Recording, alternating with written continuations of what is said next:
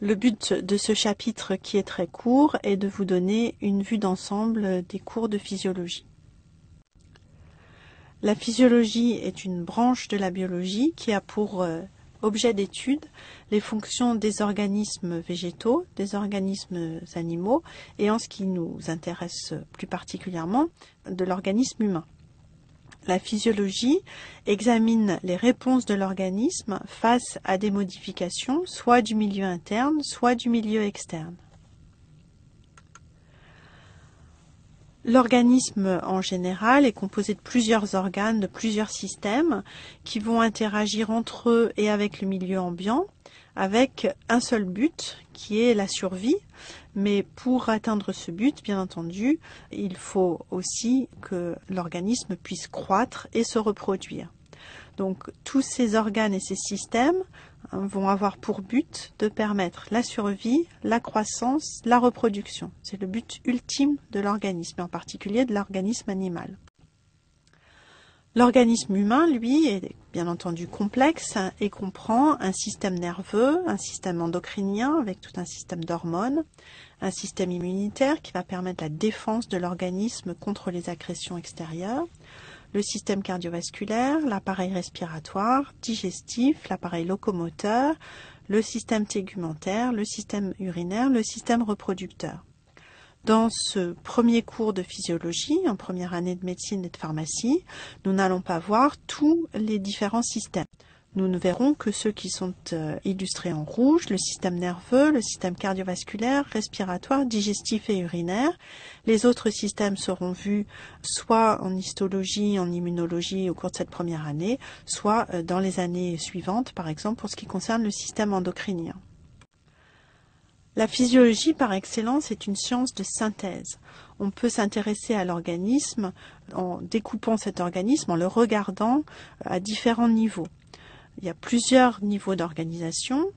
C'est illustré par exemple pour l'appareil respiratoire sur le schéma de droite. On peut étudier l'organisme au niveau moléculaire, au niveau cellulaire, au niveau tissulaire organique ou au niveau de l'organisme entier. On va isoler chaque partie du système et chaque système pour l'étudier, mais bien entendu, les interactions sont très nombreuses et absolument capitales. Claude Bernard disait en 1865 que si l'on décompose l'organisme vivant en isolant ses diverses parties, ce n'est que pour la facilité de l'analyse expérimentale et non point pour les concevoir séparément.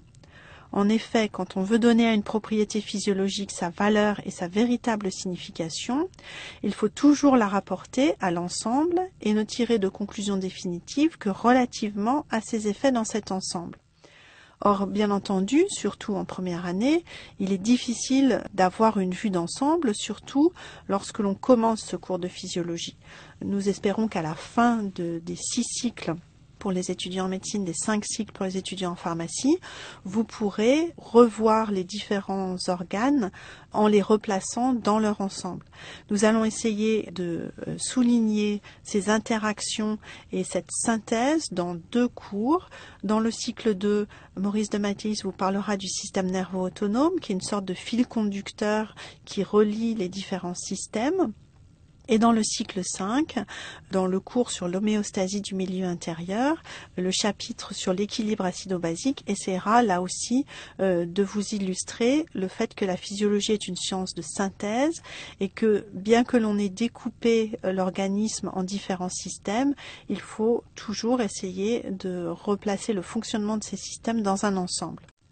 Donc dans le cycle 2, vous reverrez le système nerveux autonome, qui est une partie du système nerveux périphérique.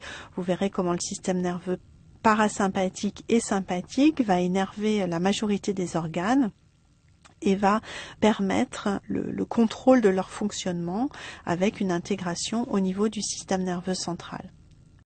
Dans le cycle 5, vous verrez comment les interactions entre le rein, le poumon et le sang permettent le maintien de l'équilibre acido-basique, de l'équilibre du milieu interne qui permet le fonctionnement de tous les organes, indépendamment du rein, du poumon et du sang. Donc en ce qui concerne les cours individuels. Dans le cycle 1, nous allons voir la physiologie respiratoire. Dans le cycle 2, vous aurez à la fois de la neurophysiologie avec le système nerveux autonome et la physiologie digestive. Dans le cycle 3, vous verrez le milieu intérieur et la physiologie rénale. Dans le cycle 4, le fonctionnement de l'appareil cardiovasculaire. Dans le cycle 5, donc ce chapitre de synthèse qui est intitulé Homéostasie du milieu intérieur, où vous verrez à la fois la régulation hydroélectrolytique et l'équilibre acido-basique. Enfin, pour les étudiants en médecine, le cycle 6 vous reparlera de neurophysiologie avec les organes des sens, le système vestibulaire et le système somesthésique, la motricité et la douleur.